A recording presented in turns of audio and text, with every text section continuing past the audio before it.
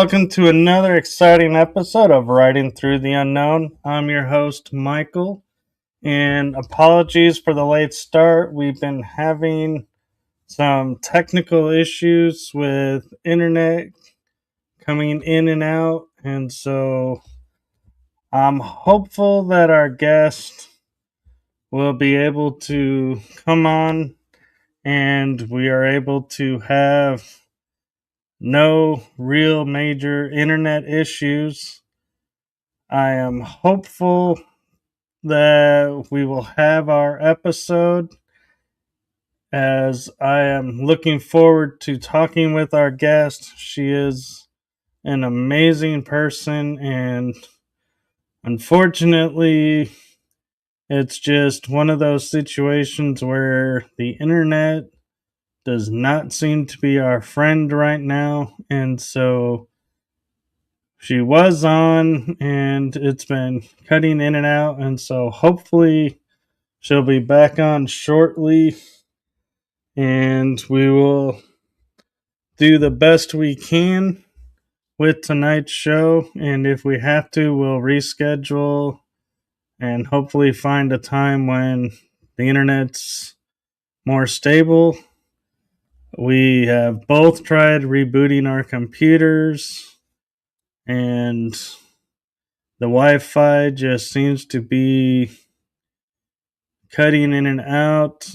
She is in another state, and so it could be a matter of whose end, but I am going to take a moment and I am going to look up her bio so that I can share with you all a little bit about why I'm excited to have this guest on and have her share her experience with us.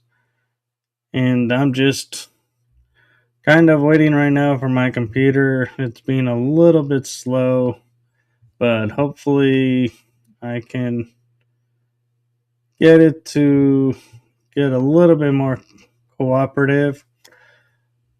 So, Jane Celia Hatch is a survivor of the secret space program, MKUltra, and here she is, so I will add her to the stage.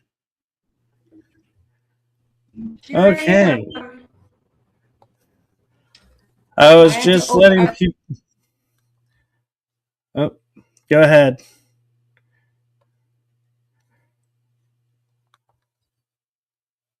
Hopefully, is this going to work? As it seems we've gotten frozen, and so I apologize. And as soon as she unfreezes, hopefully she can share some of her story and experiences. And as she's dropped out, I will share a little bit more.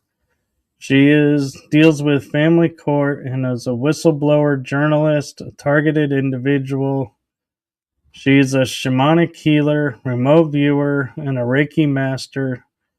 And her newest book is Royal Blood, Royal Blackmail, focusing on exposing MKUltra as a systemic since Operation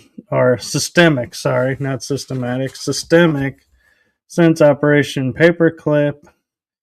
In most all institutions in the West, she does healing sessions focusing on helping people recalling their SSP memories and also integrating lost soul parts into their core essence. She returns power to victims and releases them from negative entities, and she also is the host of a podcast show. So this is why I'm hopeful we can have her share some of her experiences and her story. And we will see where we go from here, if we can get the internet to cooperate. Having problems tonight with the internet. Okay, we have you now. Well, I've introduced you. Second.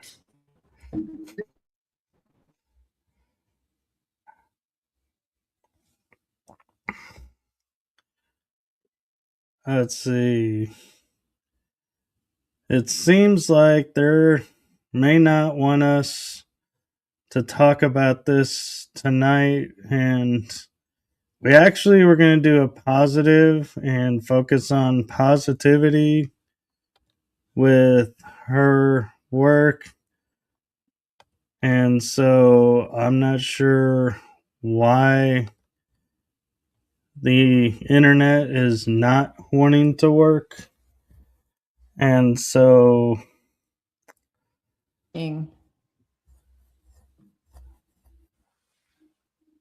oh, we can hear you now. I can see you and hear you. So that's a good sign. Well, I mentioned your bio since we were waiting for the internet, and I said we were going to take a positive spin, and all of a sudden it came up and started working. So whoever didn't want us to talk about something must have heard it's going to be positive and was like, oh, okay, let's let it go then. It's working. We better start rolling while we have the internet. So I'm curious, did you become a shamanic healer and a remote viewer after you had your memories of the SSP, or did it come before that? The shamanic healing part came before the SSP memories started to come back, because I have just started to get my SSP memories back in the last 2 years, where I've been practicing shamanism for like 30 years. Okay. Yeah, that was the first element of healing that I came across after family court and MKUltra and the traumas that I experienced. I started to heal with shamanism. And that was on many levels. Like I sometimes think you're born, if you're born a shaman and you've had it in past lives. And so I just sort of felt like I picked up where I left off, but then I had a lot of training too by a lot of different teachers on the East Coast and New Mexico and Colorado. And it really is what enabled me to survive with shamanism. And the SSP memories have just started to come back as I've, begun to heal from all the original traumas, which is the whole point. They want to keep you buried so that you can't find those memories. So I'm getting to them late, but I'm getting to them.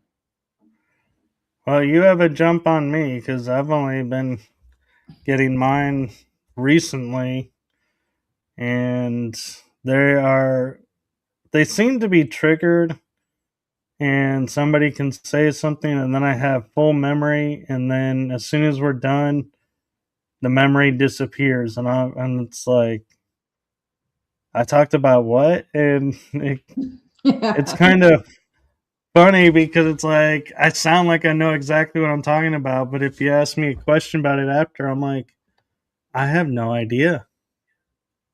You're probably channeling an altar.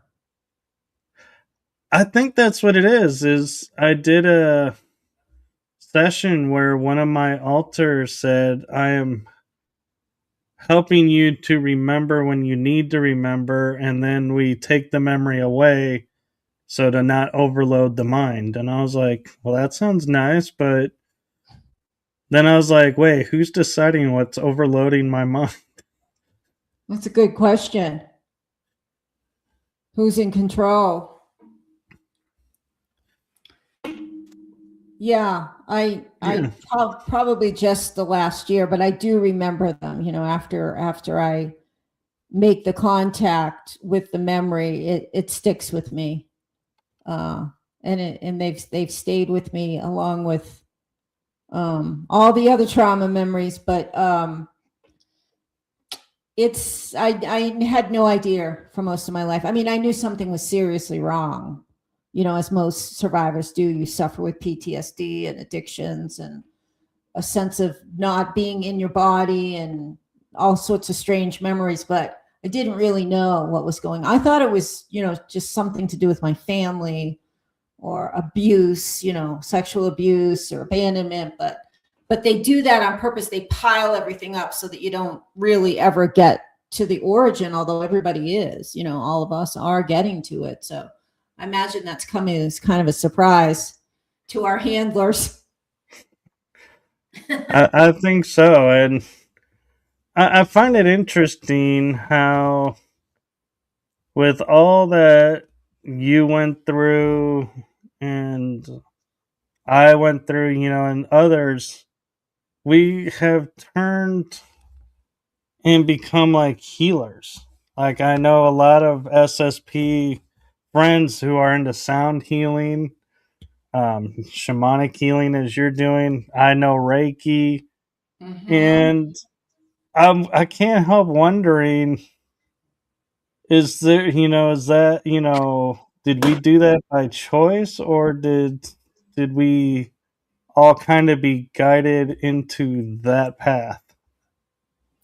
Well, I think that's one of the reasons we're actually chosen for the program is because we have healing qualities. We're telepathic, we're psychic, we have, healing energy streaming through us. And that's one of those are the qualities they look for in SSP. So we're actually chosen, I think, in many instances because we have those qualities and they can read it in our DNA, when we're born. And also, I think they used those school photographs, to pick, like we're seeing on the Epstein files, that they will pick the children they want. And they actually have their own psychics. I heard that they could pick the children that were telekinesic and telepathic.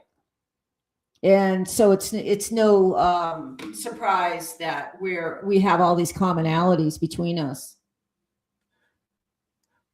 Yeah, that's true. And I'm curious, as you do shamanic healing, I know a lot of time you go into visualization and you're looking at events. Have you ever come across events and you're like, wait a minute, where is this coming from? What is this event? And be like, this is not from my childhood. This is not my story. And in other words, having like SSP memories bleed into shamanic visualization. Well, that's a tricky question. The shamanic healing technique I was trained in is core shaman. And it's really specific about where you go, how you get there, and who you bring with you. And so, in those three dimensions, which is lower world, middle world, and upper world, you're going with your power animals and your spirit guides, and you're going with an intention.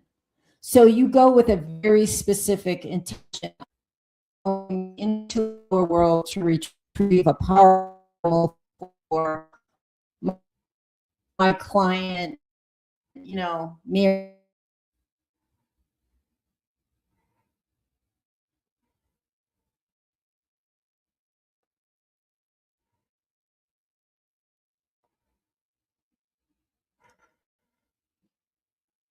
Okay, we seem to have frozen. I was kind of hoping, by sticking with the positive, that we could keep this from happening. We'll see if she'll pop back in like last time. Let's see.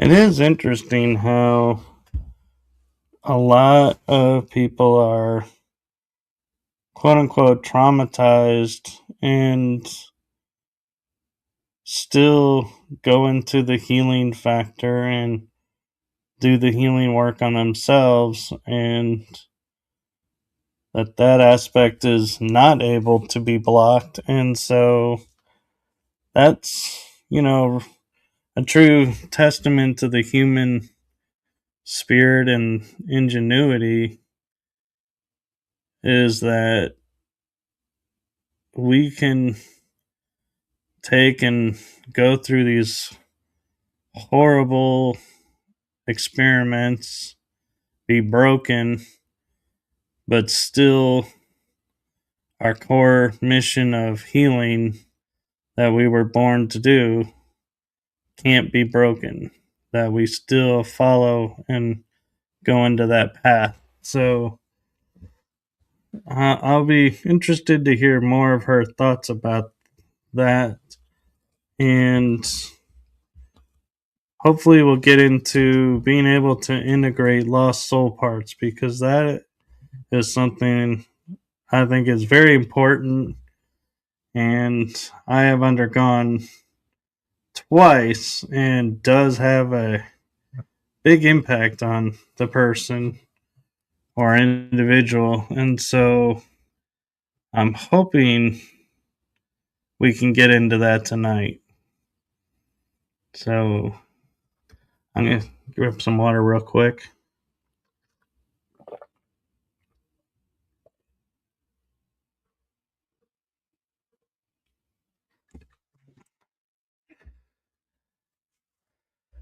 And hopefully we'll be able to get into what her podcast is about and what processes she does to help people recall memories, because everybody's different and you really should undergo recalling memories, especially secret space program memories, when you're truly ready and not because someone tells you you should.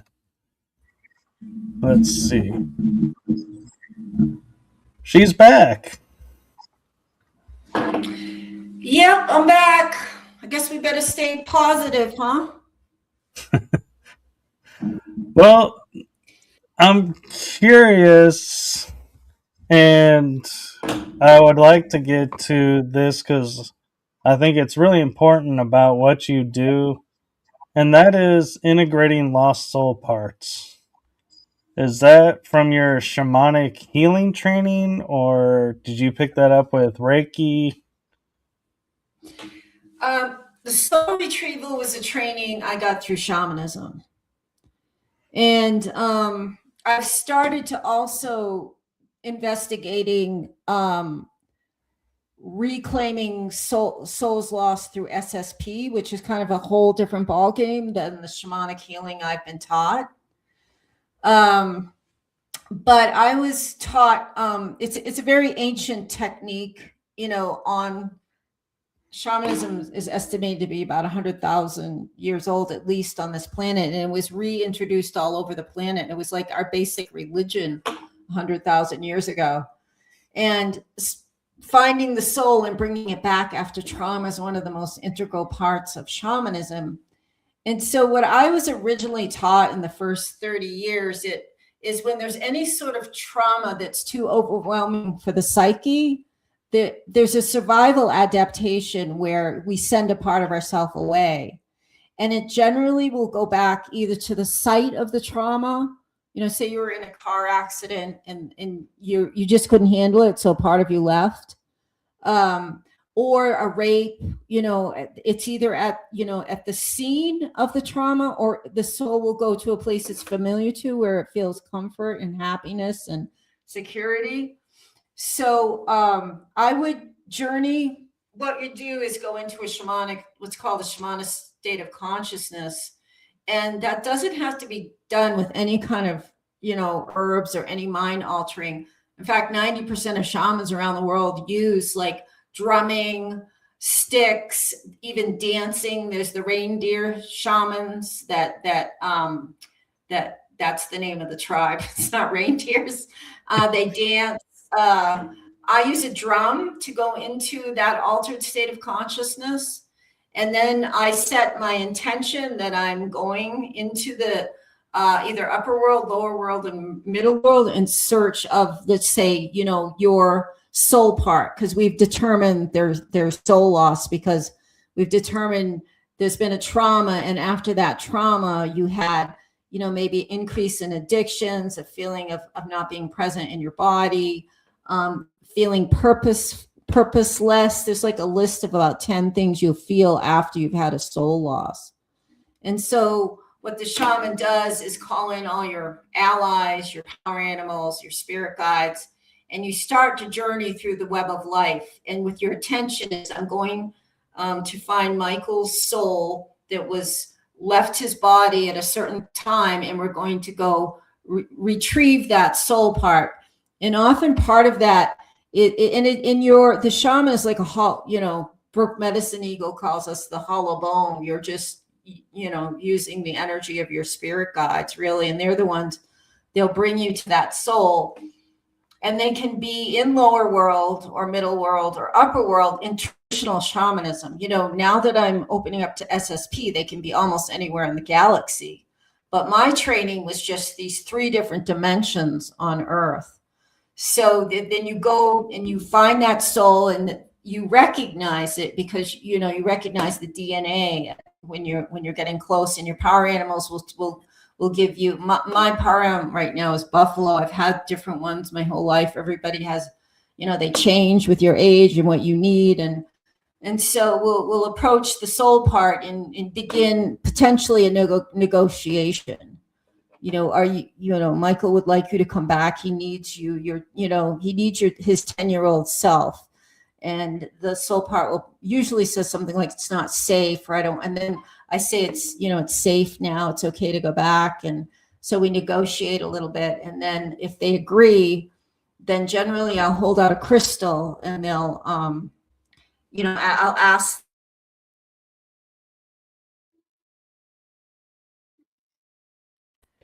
Oh, we're back. Okay, so. Okay.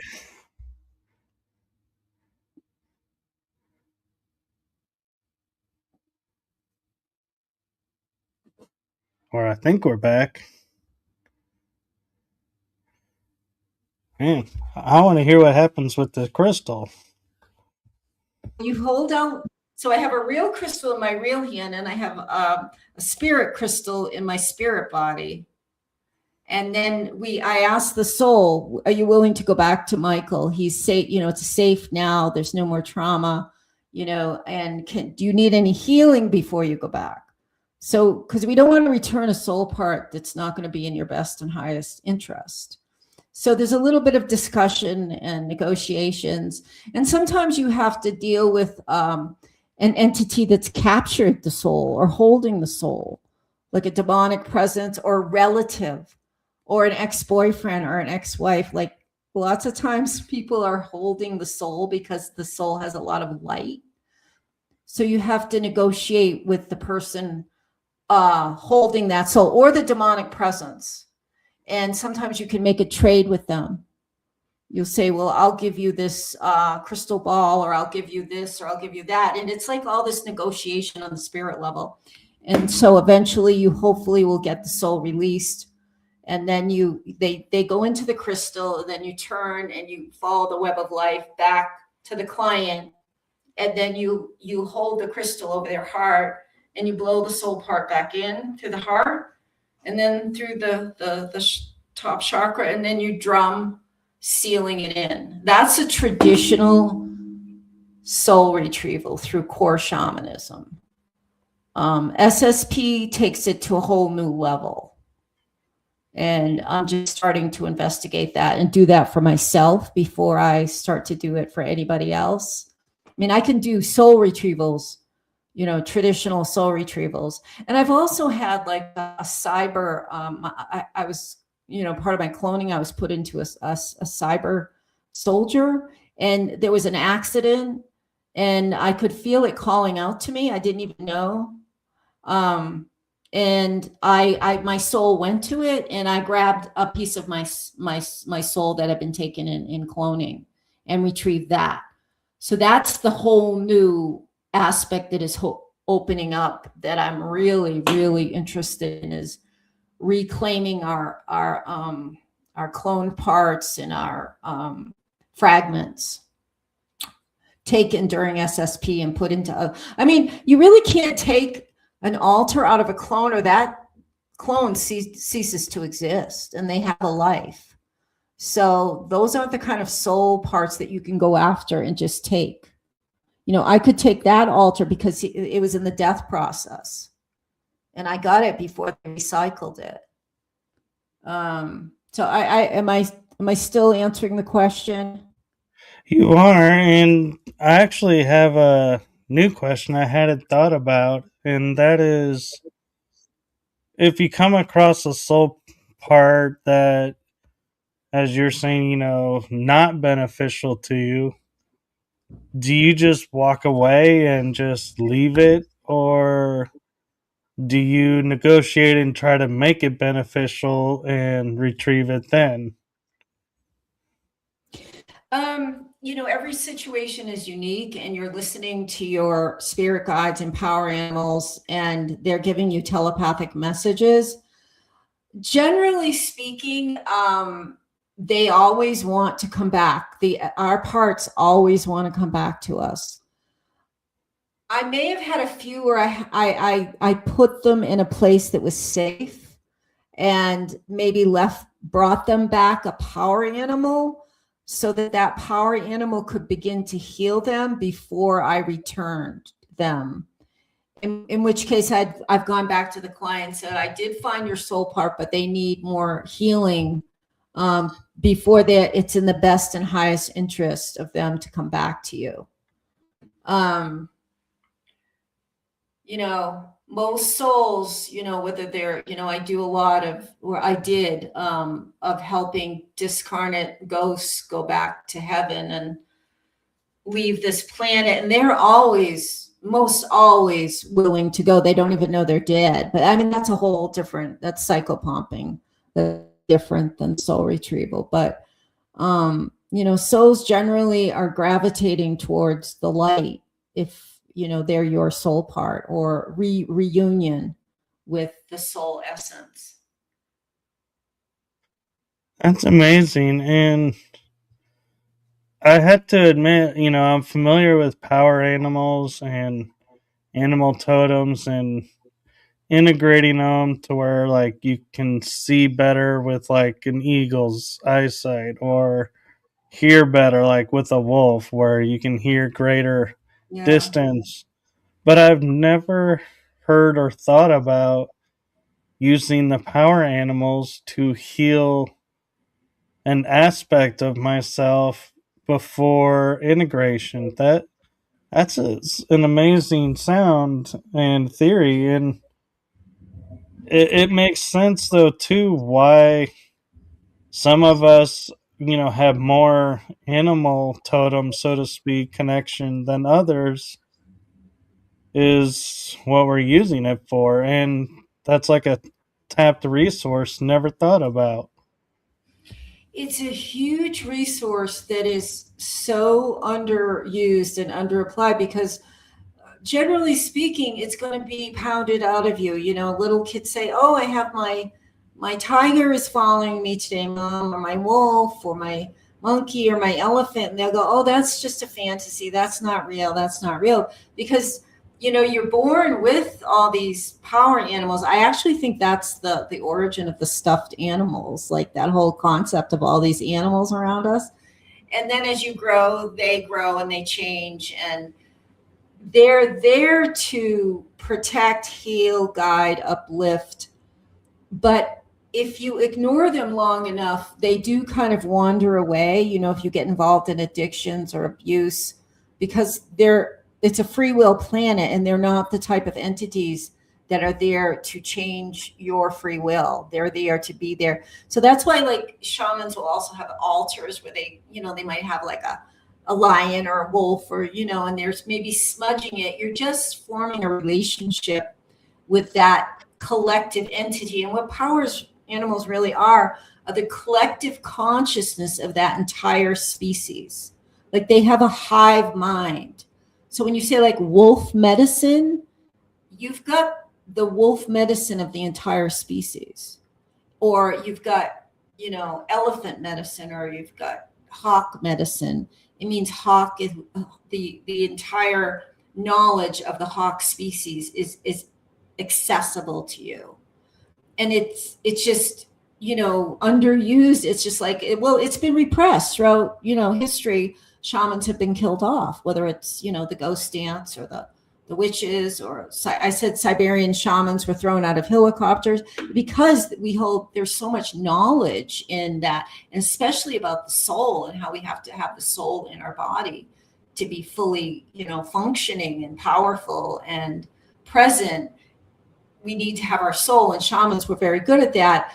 In ancient times, there'd be a shaman in every village. So you just wouldn't do the soul retrieval. You'd be there to make sure that person continued on their path, and they didn't keep, because what happens when you have one soul loss, you generally haven't, because you're not totally present, you get off path and you have another trauma, and then you have another. But when when there was a shaman watching over, they'd say, they would call you in and say, we just did this soul retrieval. It's just like, it was so integrated in villages and communities. But now it's very, of course, they're not going to want they don't want humans to have access to all this magical power, the tree spirits, the flower spirits. Everything has a spirit that will work for you if you talk to it, if you connect.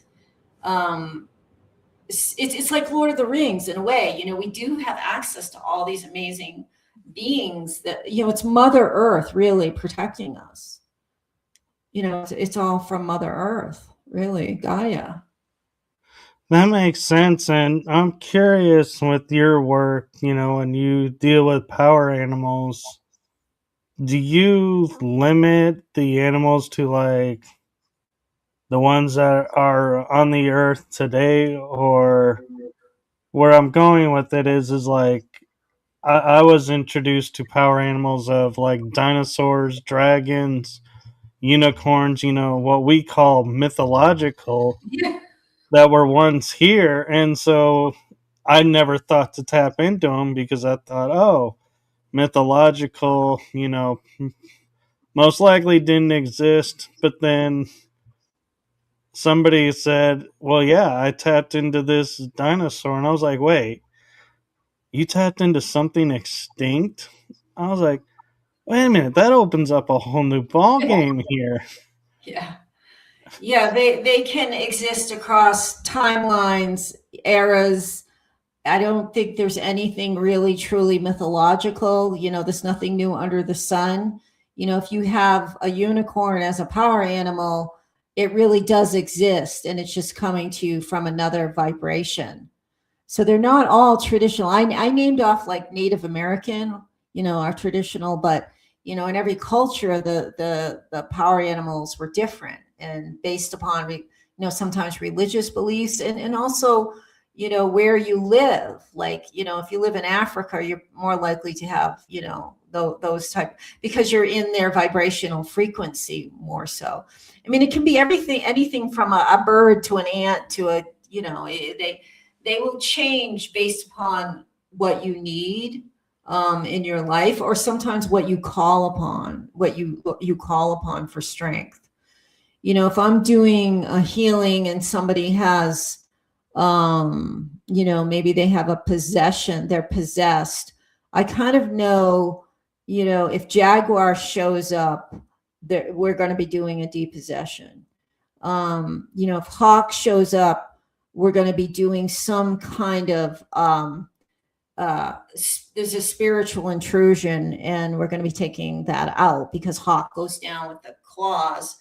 So I kind of know at the beginning of a shamanic journey who shows up, what they already know what they're going to do. I mean, other than my standard power animals that are there for me, to protect me.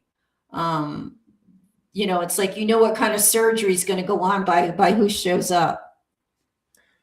So here's a kind of curious question for you, tying into like the paranormal unexplained phenomenon. Is I'm sure you've heard of cryptids, which are like hybrid creatures.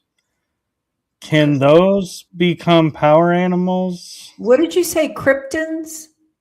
Cryptids, like Dogman or Bigfoot or No, no, no, no, no, Mothman. no.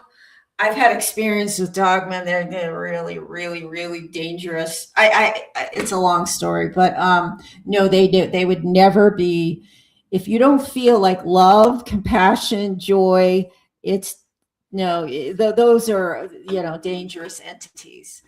There's some shamans that say they can transform those into from demonic to healer, but right off the top of my head, say no. There's no. They are not your allies, and you would hope Okay, to be. yeah, yeah. I was just curious because they Yeah. hybrid animals.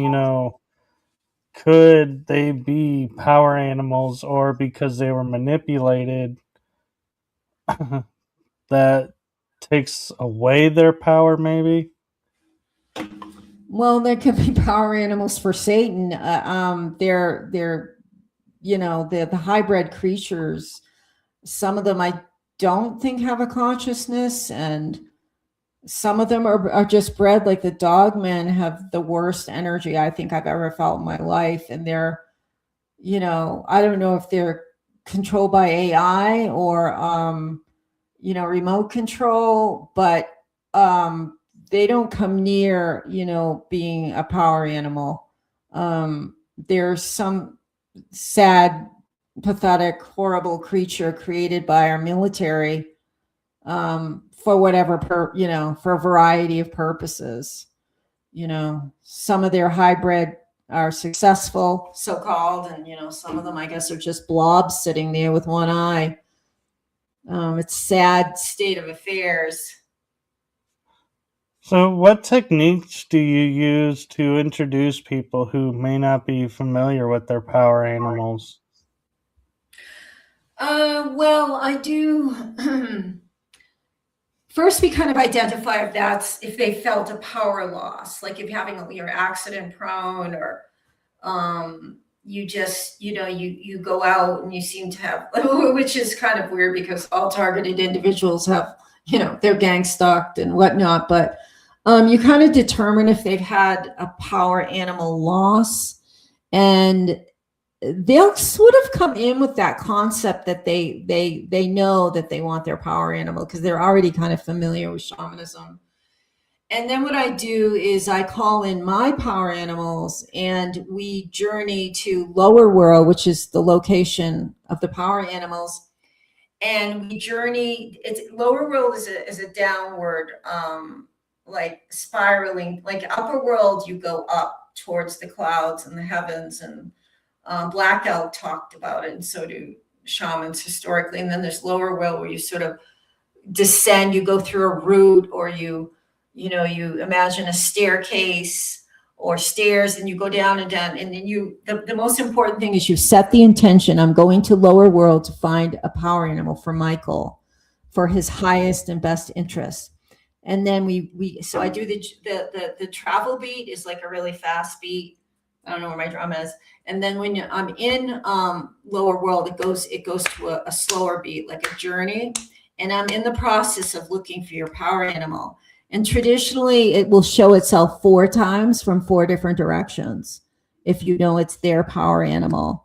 And then you also, you're getting telepathic messages from, I'm getting them from mine, like they'll not, they'll do something or they'll stop.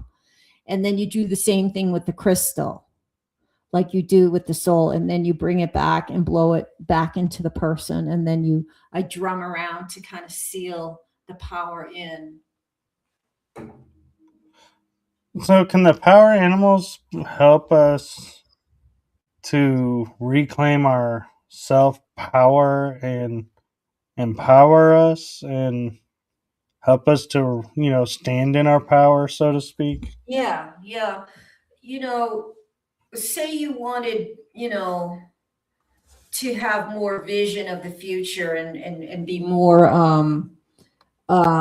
wise about and be able to see into the future, you might call upon like eagle vision. You could call upon eagle to be in your energy field, and we sort of share the energy, like the eagles sharing our energy and we're sharing their energy. It's like a cooperative. They get to kind of be incarnate a little bit, and so you're kind of taking on their medicine while they get to kind of be part of the earth, this dimension. And so they each have a different strength, and yes, they can help you in, like I said, each one, like if you want like bears about like family and strength and maternal love, and like I have like bear is one of my primary, and buffalo right now. So each power animal, and some shamans have hundreds, if not thousands, because they do so much different types of work. And, people just, everybody can, partake in it. It's a gift from Mother Earth for every human being on the planet. And a very small percentage are taking advantage of it. So yeah, it will empower you in whatever you're looking for at this time in your life. Whether it's sometimes even the ant medicine is like organization, and sometimes they will, like, if you start seeing like a certain animal, like it fall, it's in a book and it falls off a shelf or an advertisement, or, if, you live around, you start seeing them, they're also giving you a message. And it's not like every single coyote you see in the world, like that means you have coyote medicine. It's like you feel it in your gut. It's like you're looking into another dimension when they have a message. You'll just feel a little different. Your attention will be drawn to it. Like, at certain times in my life, I saw a raven over and over and over. And he was trying desperately to give me a warning. And I didn't get it. I was too mind controlled. That's the problem I had as a young shaman. I was into MKUltra mind control, and I didn't even know it. So I'm being pulled like by all this love and light and truth, and then I've got MKUltra mind control pulling me in another direction. And so that was very difficult. And that brings up another interesting point is, as we're working with our, soul parts and reconnecting ourselves and working with the power animals, what comes of people who find out that they may be hybrid, where they're human mixed with a star being, for example, like say Lyran? Does that power animal, is it able to work with both sides, or can it only work with the one side because the star side is unknown or unfamiliar? Yeah, that's a very interesting question. I've never been asked that question. Well, they've been working with me, and I have like some Pleiadian DNA, and I think they have a lot of wisdom, and I'm sure going in, and I've gone to other planets with my power animals. So I think they naturally, and I'm not even sure they make a distinction, but I think they naturally understand who you are and your strengths and wisdoms. Maybe don't label it. I don't know. Like the whole SSP and shamanism is something like I'm really just getting into, and I just find it absolutely like fascinating, like how, because I don't know any other shamans that are like integrating like galactic shamanisms with ancient earth history shamans. It's just, none of my teachers talked about this, and I did a master's degree in shamanism. That wasn't what at Lesley College in Cambridge. I mean, that's not what taught me to be a shaman, but I learned a lot. I had, I interviewed I did a literary review. So I had like a global world view on it, but no one, maybe, the Australian shamans, an African, they often talk about, that their home is the stars. So the maybe they know more about the galactic aspect, but I would say, power animals just support you for who you are. I'm not sure they're making a distinction of what starseed you are. And one thing that I'm curious about too with shamanism is I know it's connected with energies, and a lot of people will talk about like the natural lunar energy. Well, even the Zulus have stories of the moon was put into place. It was not a natural object.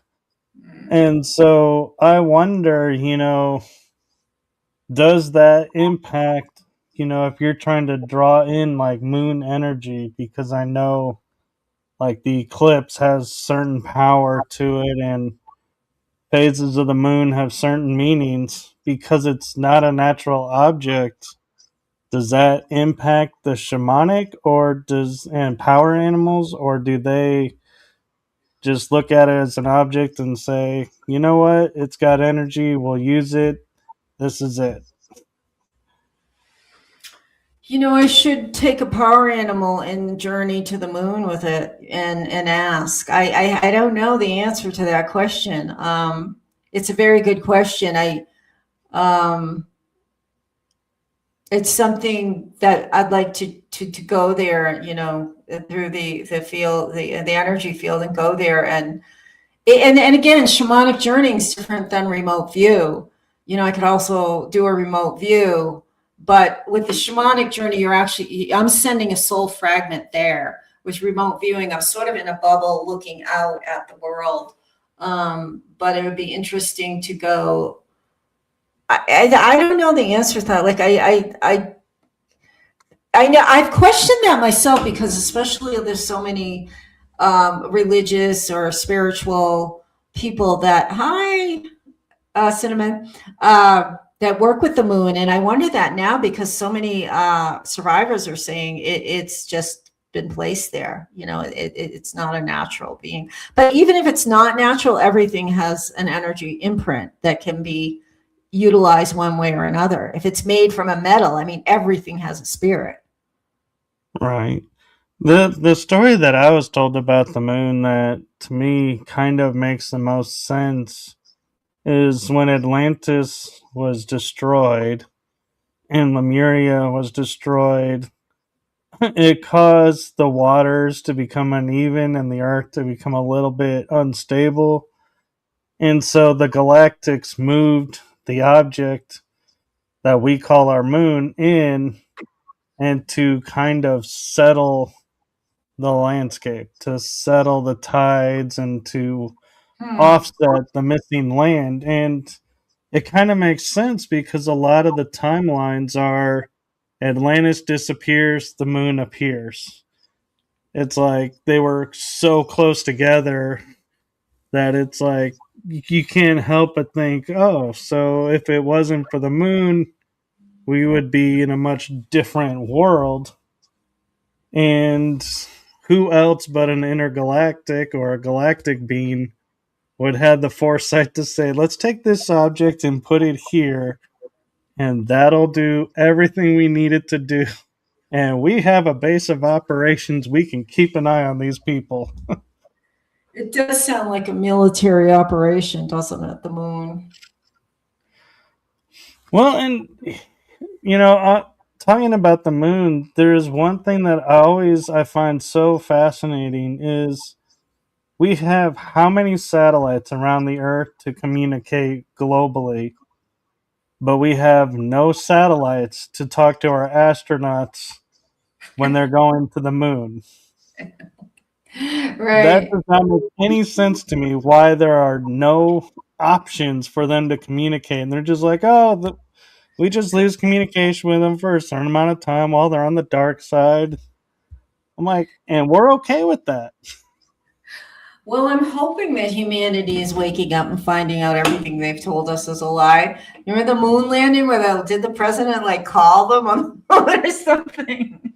And they had, and you look at it now, the thing, they look like they made it out of tinfoil. It's just like, but I can remember back then we were like, oh my God, that's amazing. And now you look at it now and it looks like something, your kid made at kindergarten, like I guess our consciousness is growing and expanding, and we can't accept that anymore. But didn't the president like call on the moon landing and say, we're, whatever, we're so proud of you.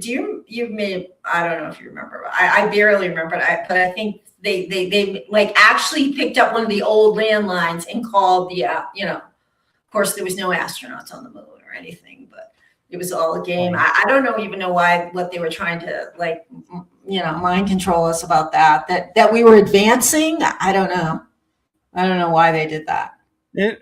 It had something to do with the space race between Russia and the U.S. So I think they were competing, and some of me feels like it's, showing off who has more connections with the other beings and getting more resources, and to sit there and say, hey, look, we landed people on the moon in 10 years, and the best you could do is float a man around one orbit. Yeah, but don't you think that even the Russians, like everybody knew it was a farce and the real story was behind the scenes? Like everybody, the elite all knew it was a farce, Right. and the real story was going on in the secret space program where, moon was already inhabited and Antarctica was and all these planets were, they all knew. That was like a little show for us, the little kindergarten kids, little earthlings. But the elite all knew the real story about SSP. And I think it was a means for them to write contracts to have more military presence build up. Yeah. And make more money and cause more conflict on the planet to go, oh, look, they're over here now. We need to go over here. And yeah, what's exactly. interesting is when we think about space, everybody is like, yeah, Russia's up there, the US is up there. But people don't realize like India is up there, China's up there, Japan's up there. There are other countries too. France, I think, even has a space Yeah. program. Yeah. But everybody's like, no, India, I doubt it. They don't seem like, but yeah, they do. And so it always makes me wonder why it's always the US and Russia to be the quote unquote space, you know, controversies, and never, you never hear the US go, oh man, France is going to beat us up to do this. We Well, better step up our game. Russia. They want us to hate. They want us to have a little enemy, so that they want us to hate certain groups, and so they create enemies for us, and they want us to hate Russia. So Russia is the ones that are gonna beat us at this, that, or the other thing. And they don't talk about the Germans either up there, of course. They don't talk about the Germans, and they're like, I think, aren't they dominant other than the Dracos? Oh, they've been up there since the 40s, I think. So, and one thing that people have been talking about is, and I'm curious your thoughts of, because being SSP, we can go off planet, like you were saying, is they say, oh, the astronauts never were on the moon because they would never survive the radiation leaving the planet's surface and leaving the atmosphere. There's a radiation frequency that they would be obliterated in. So no, we've never been to the moon. And I'm like, we've been to the moon and we've been to other planets. So is that theory about an energy field around the atmosphere, do you think that's a psyop, or do you think there really is I think it's a psyop. I think it's just a lie they're telling us about Mars so that we don't start thinking about it and investigating, and so they can keep the whole Mars base, and the whole Nazi, winning the war and all of that secret. They want us to know as little as possible so they can continue to enslave us and, abduct us off planet to the moon. I mean, there's so much going on. I mean, I know I have SSP memories on the moon. I've interviewed John Whitberg many times, and many SSP, Penny Bradley, and they have bases up there. They were pilots up there. It's just they're treating us like we're children in kindergarten, our leaders, so that they can continue to exploit us. So, in a nutshell, it's more complicated. Right. And then they feel like when they go, oh, UFOs are real, they're like, that's enough disclosure. They don't need more. We've said it's real. They'll be happy now. And it's like, whoa, whoa, whoa. There's so much more that that's behind that statement than what you're telling us. Well, it's like soft disclosure. They have to address these things, but they'll do it like in breadcrumbs. Okay, well, yeah, they're talking about UFOs, so they're info, but they're not talking about it's like one little molecule of what's really going on. What did Trump say now? Like he's trying to divert from the Epstein files. He says we're going to release the UFO or this that. I don't know. I've been, since the 1960s, I've been watching the government deal with, UFO sightings. There was a whole UFO craze in Massachusetts in the 1960s, and they keep covering it up. Well, and what surprised me was I thought I was really affluent in like Roswell. I knew about Roswell, and I had theoretical thought of there being a second. And when I was there and I was talking to a person that lived in Roswell, he goes, well, you can't go to the site now because they closed it off. And I was like, oh, well, that's a bummer. I was looking forward to it. He goes, but you do know that's only one of three. And I go, wait, three? Whoa, whoa, whoa, back up. Hold the phone. What are you talking about? There was three. I was thinking maybe two, but it was like, and it amazed me. And I go back and I would look at on my research, and everybody talks about the one. Yeah. And Oh, somehow two and three were completely erased from history. well, I think most everything is erased or hidden. They're just giving us, um, yeah, it's one huge psyop. Thank you. Yes, it's one huge psyop, and we're just starting to get the truth out now. Everything is a lie. It's formulated to keep us in ignorance and disempowered. Which is a great tie-in to my next question, and I'm loving the fact that the internet is holding for these this conversation No, at this point. Is amazing. you do work with helping releasing negative entities. Um, I'm curious, when you're talking about negative entities, are you just talking low vibrational attachments, or are you referring to like Dracos and all the like nasty nasties out there, so to speak?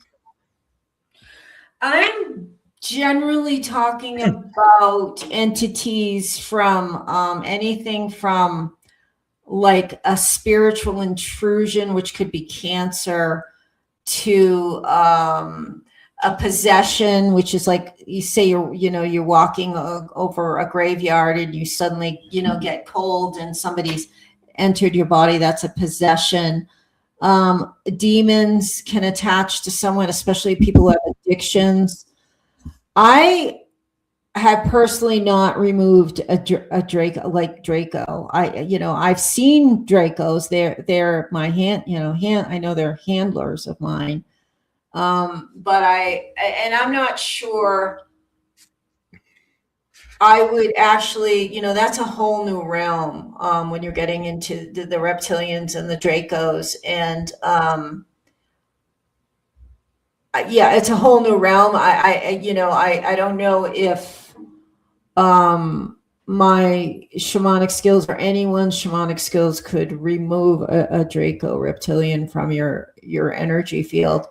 You could lessen their attachment, you could find out why they're attached, and you could keep bringing more and more power to them.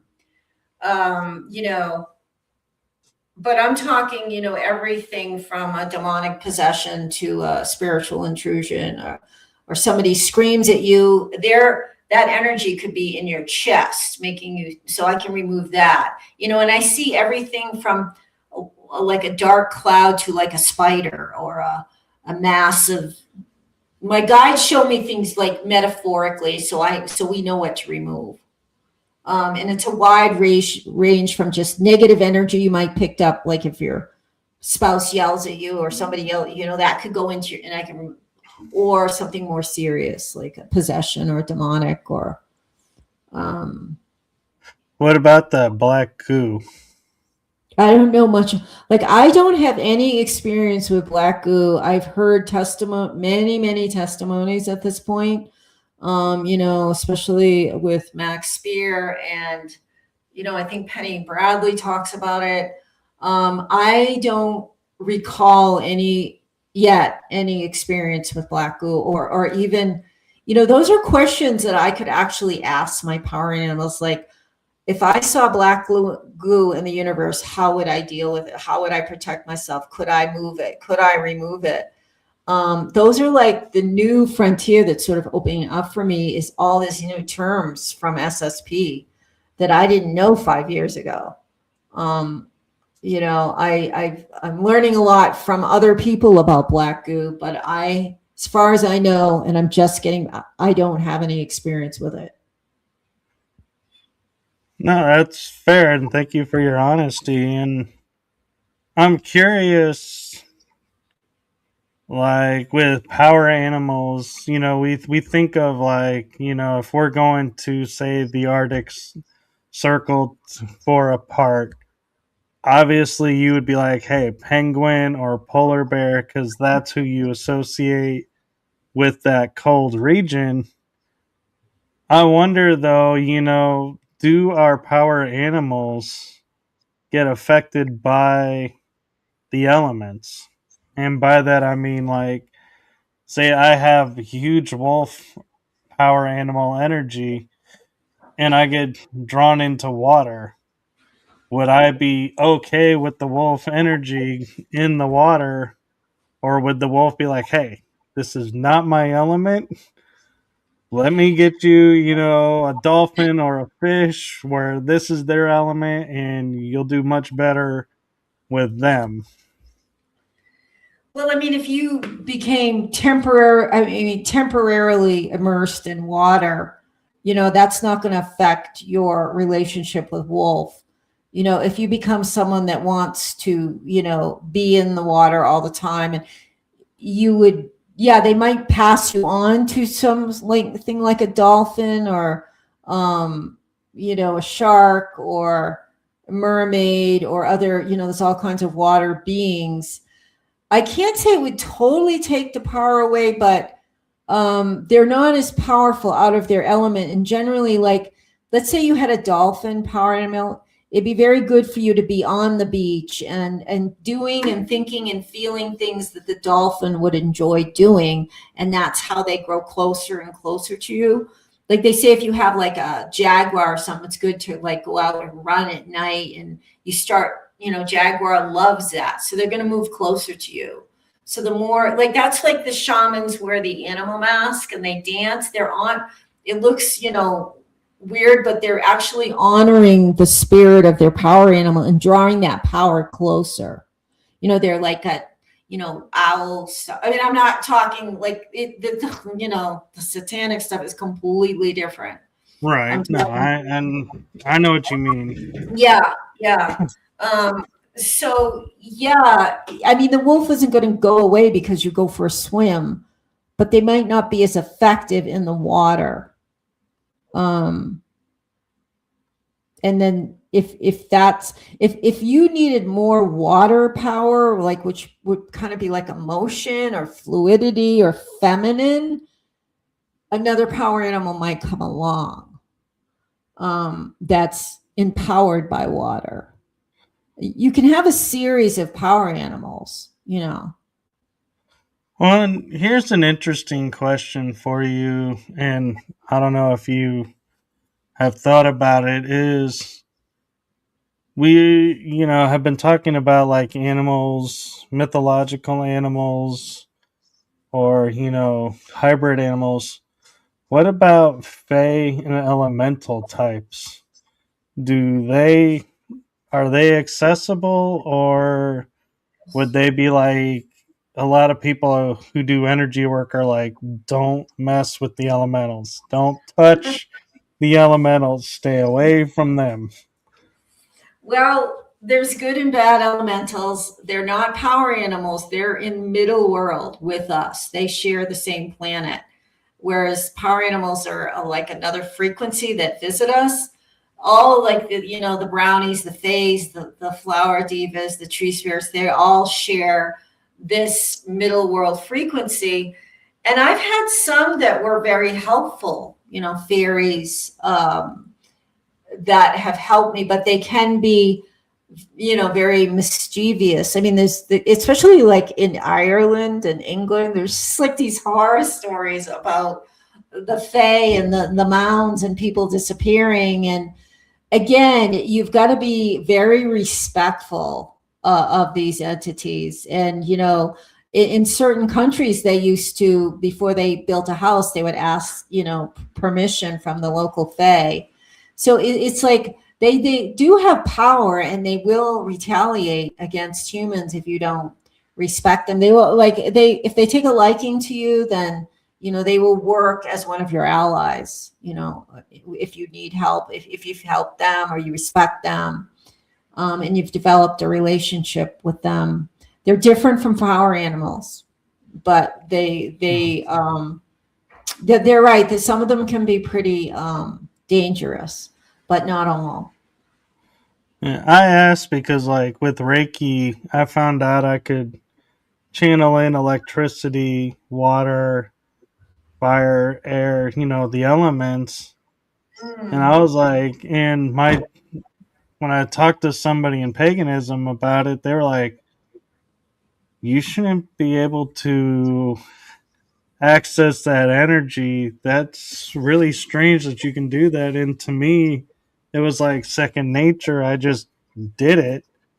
And so I was wondering if like the shamanisms have that as well, where it's like you can access the elements and work with the elementals, or if it's something that's like, nope, we're not really, gonna do that. Let's leave them alone, and let's not everybody start going out there and going, let's bring out the electric energy. I don't know about electricity. I certainly know like the elements fire, water, air, and earth, and they have a spirit. And there's such a thing as weather shamans that work with the spirits of the wind, the clouds, the rain, and they will, when there was a huge fire, like was getting close to Los Alamos Labs. Was it 20 years ago? And I know all the local shamans got together with some of the natives to move to work with the wind to move it in another direction. So it does have and it is an energy, it is an entity, and we can negotiate with them, the spirits of the clouds and the rain. And I want to figure out how to do this with chemtrails. Like, we have to figure, and they're not entities, but I want to ask like the cloud spirits and the rain spirits, like, how do we clear these skies?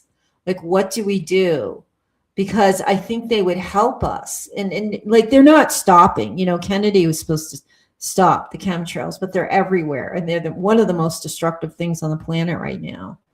And I feel like it would be great for, like, they're doing ley lines, a lot of the healers now, like the survivors, they're doing ley lines, but I would really like to get together and figure out talk to the elementals, like how do we heal the skies? It's interesting you bring up the chemtrails because when I see chemtrails, I hear myself go, call out a name that is a name I associate with the wind. And I'm like, hey, are you aware this particle stuff is coming into your element and it's not good for you and it's not good for us? So, what do you say about kicking up some of your, you know, wind ability and move it away? And sometimes I'll feel like the wind picks up and I'll be like, thanks. And I'm like, hey, did I just blow it away? Or, was it coincidence that the wind picked up? I don't know. But I find myself talking to the elements and being like, hey, and if I feel like, well, the wind's not picking up, I may go like, hey, fire,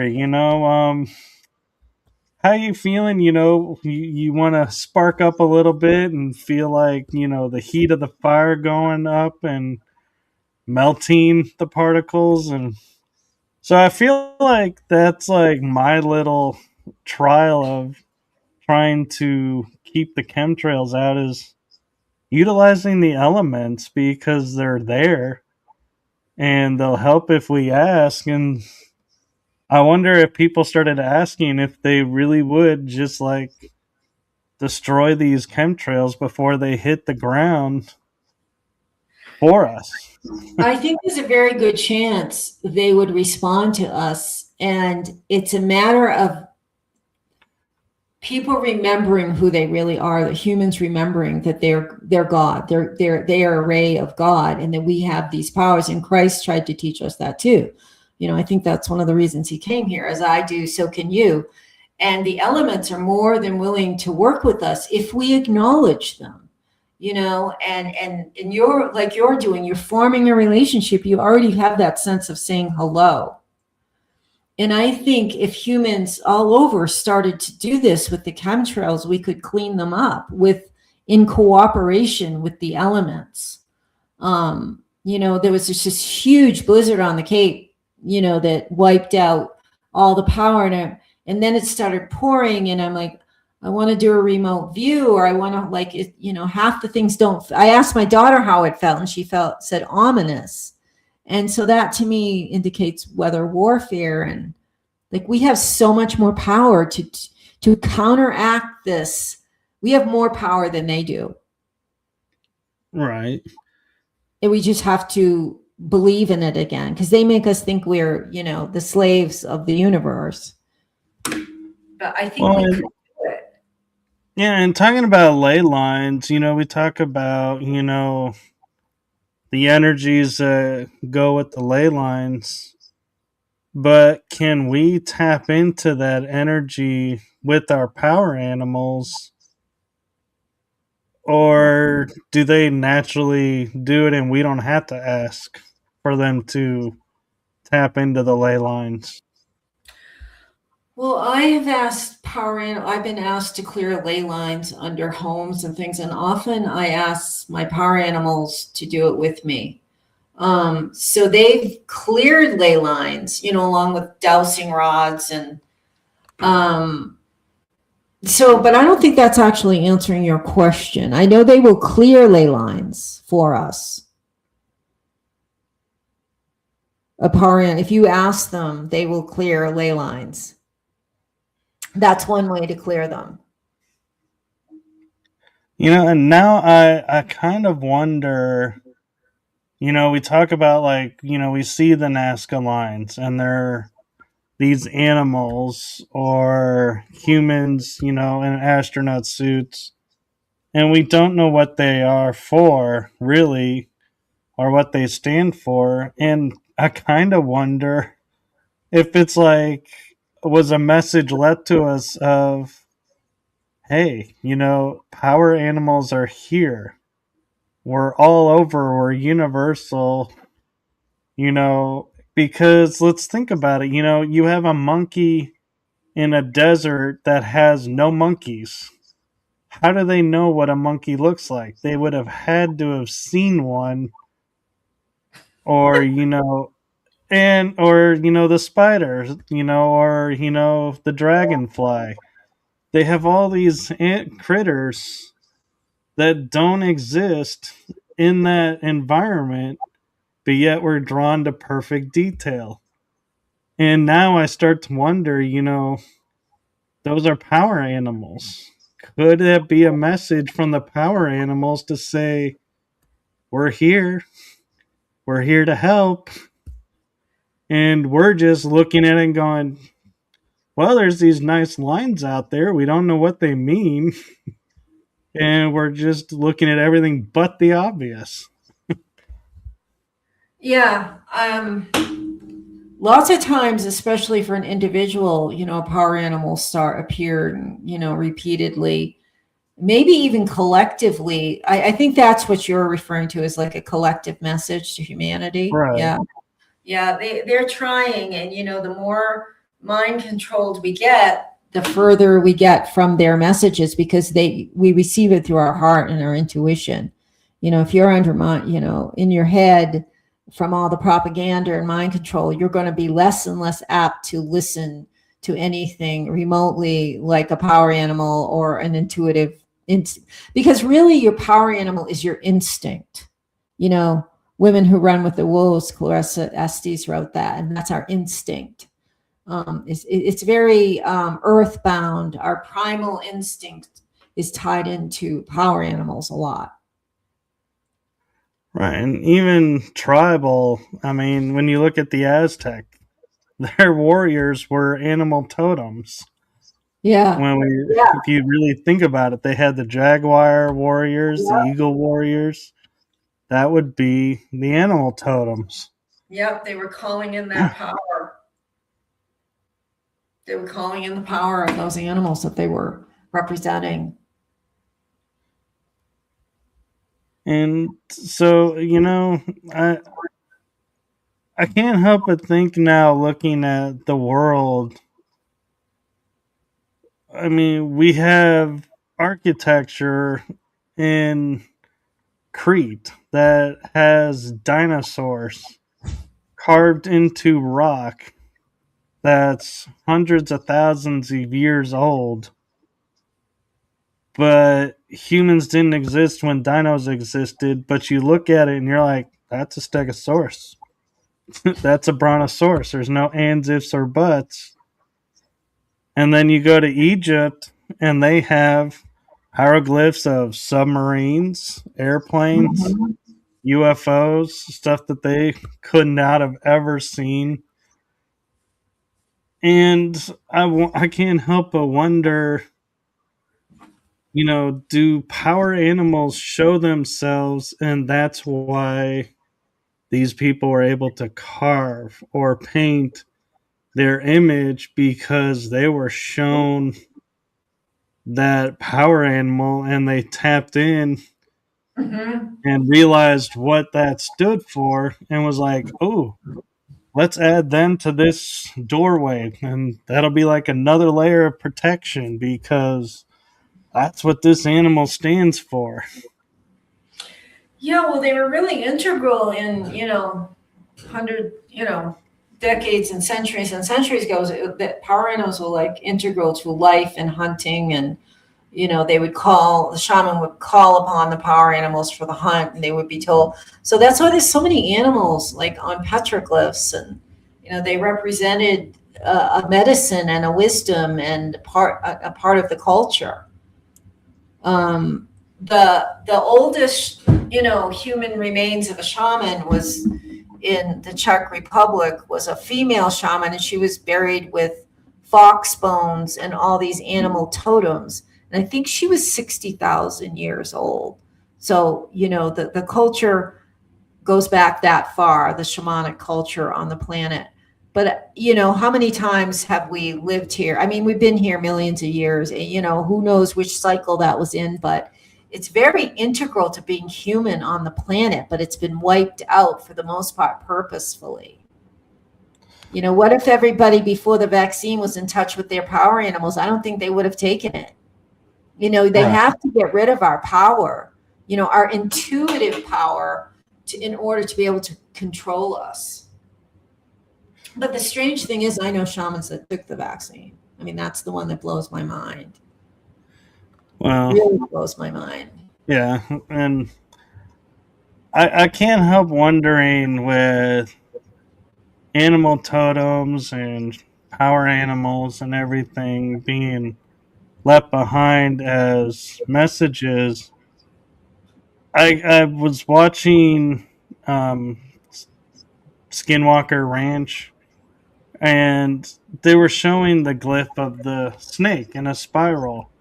And this person came and said, "Oh, in our tribe, this means portal." And they're like, "Oh, we have, this energy above. Is that a portal?" And in shamanism, if you get a coiled snake like image, do you guys view it as portal as well, or is that something that TV was just kind of going, "Hey, Yeah. let's make this fit so this can fit this, and we'll make people more interested in going, ooh, Yeah, I think it was dramatized, in my recollection. I mean, my understanding of the snake, it's transformation, leaving behind the old, and because the snake sheds its skin, it's often about transformation. And I've never heard of that. I think that might have been, a dramatization of snake medicine.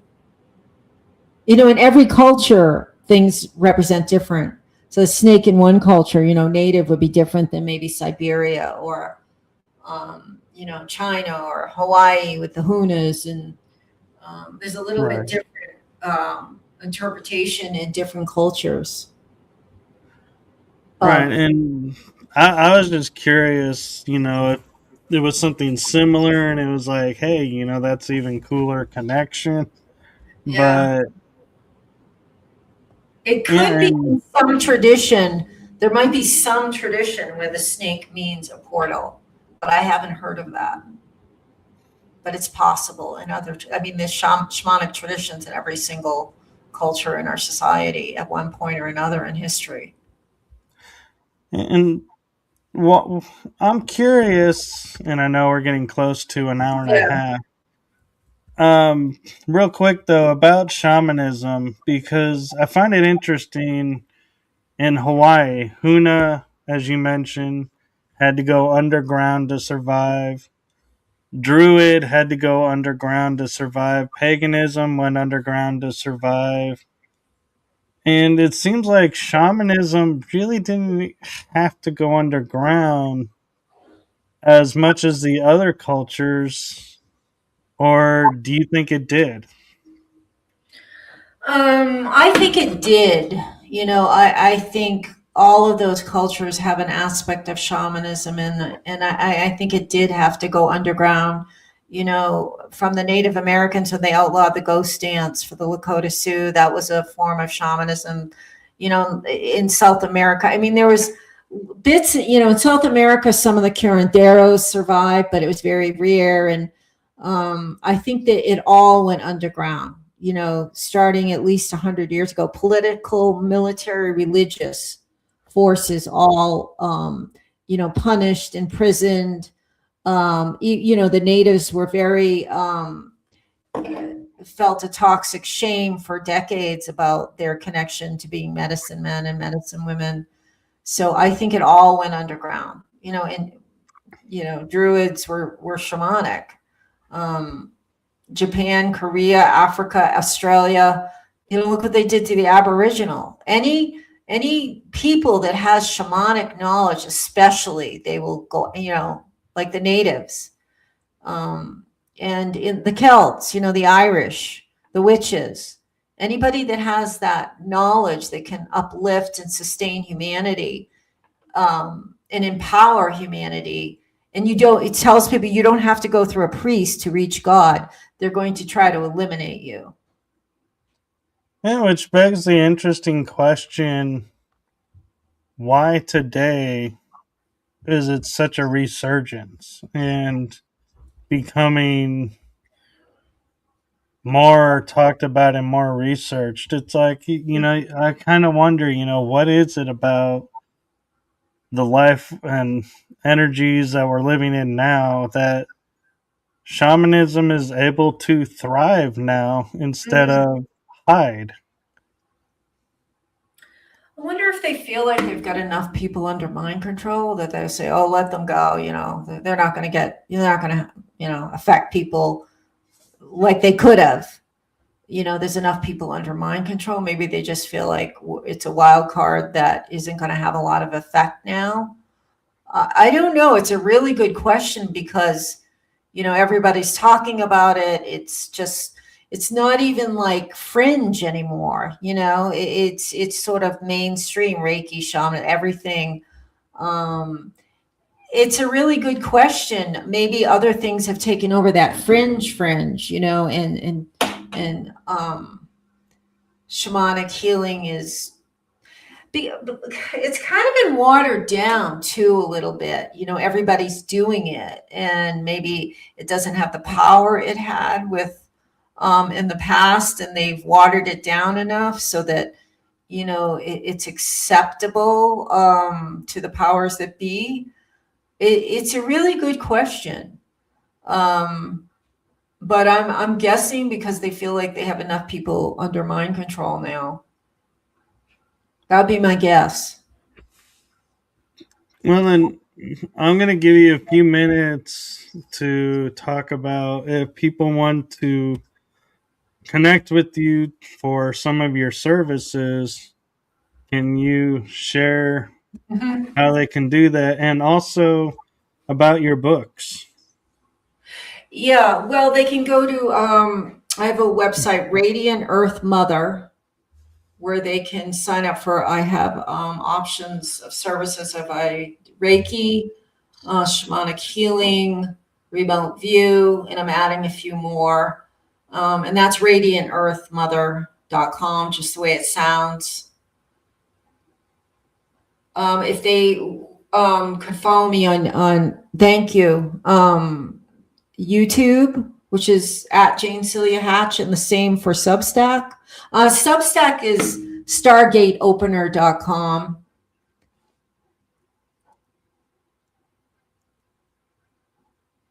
And these links are, I believe, you gave me, and so will be in the description as well. But Okay. I'll put some of them up just Yeah. so people Yes. can find them faster. Yes. And then on the YouTube channel, I interview, I do remote views, I talk about shamanism. I do, remote view for individuals as well as like celebrities. Um, I interview survivors of SSP. We didn't get into MKUltra, which is fine because that's a very hard subject for all of us, and we can always use a break from talking about that. But I have a book, and you can only get it through me right now. I don't have a contract with Trine Day Press, the Land of Broken Crystals. They can email me, and this is me doing a soul retrieval for my two daughters. And this is my spirit horse. It's in Maine, and I'm doing a soul retrieval, and that was my power animal. And there's Eagle and the Pleiades. So those are my powers, and the crystals and the pine. And that can just be ordered through me at this point. And I'm writing a new one, Royal Blood, Royal Blackmail. It revolves around Princess Diana and a bloodline daughter of Queen Elizabeth, who's just stepped forward about her existence and her history with the royal family and why she was born. And she's an MKUltra monarch elite sex slave, and she's the daughter of Queen Elizabeth. And then I interrelate Diana's story, my story, her story, and a lot of other survivors of MKUltra. And that's almost done. Wow, that'll be quite the book. Yeah. And I like how your cover, you have like little, like we call Easter eggs on it, because I do that on my book covers too. Is there's symbols on there and they all have a meaning. Yeah. Yeah. Well, we definitely, oh, thank you, Julia. Love you. Um, we definitely got into shamanism, and that was good because that's very positive and Yeah. healing. And we're hearing tons about MKUltra, which is really important. But honestly, this was kind of a relief to talk about the healing aspects. And we didn't get into, altars and the work I'm doing on MKUltra. But again, like it's kind of a relief. It was relaxing because shamanism, for me is really about healing.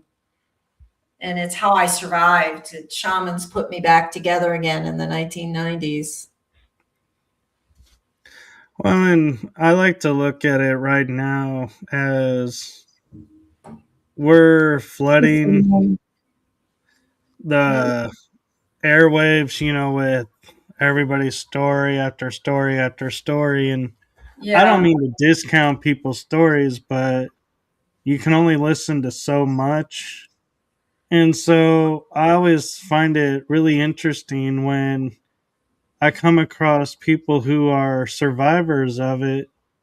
And instead of going and saying, oh, they did this to me, and they just seem to get stuck in the story and only focus on the one part that I love when I get a hold of people who are like survivors and they're turning around and doing something to help mankind. Yeah. Because it's like we totally could have been broken.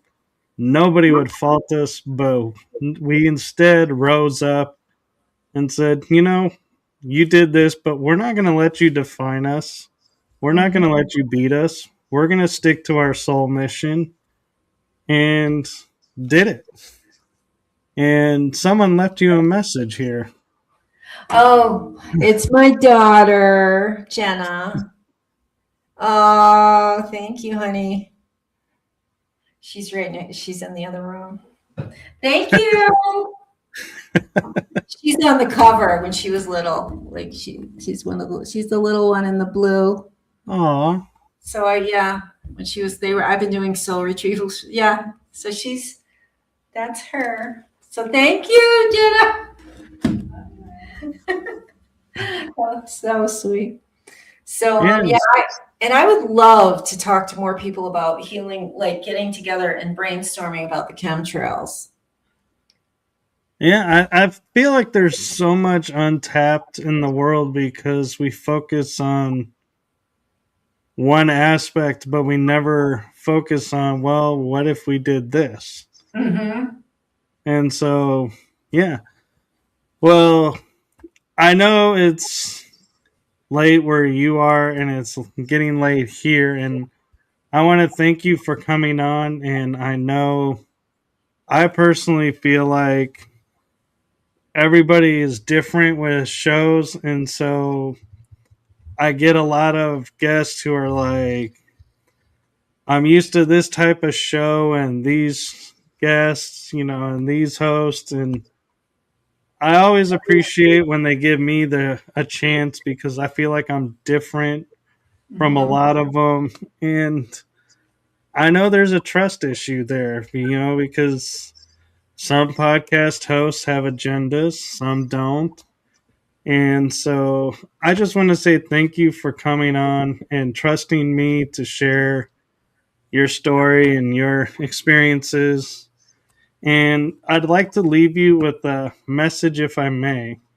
And that is from my heart and the heart of my shows to you. Thank you for what you're doing for humanity. It's seen, felt, and heard. So thank you.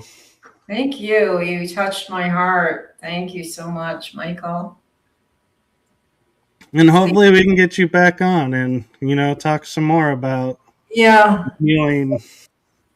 I'll give you my email too if anyone wants to just talk to me, or wants to talk more about, chemtrails and how we can get together and use our shamanic skills.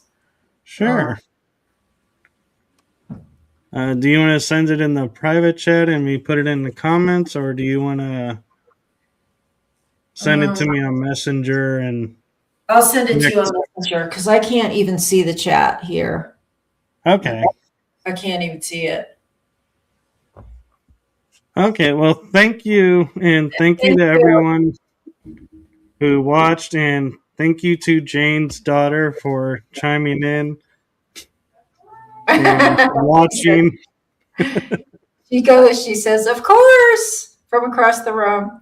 Okay. All right. Yeah. Thank you, Michael. Thank you, and thank you to the internet for letting us finally get the show out. I know we must have restarted like 6 times. I'm like, oh my, but wow, this is amazing. Okay. Good night. And thank you, Michael, for everything you do. Yes, thank you. And Bye-bye. good night, everyone.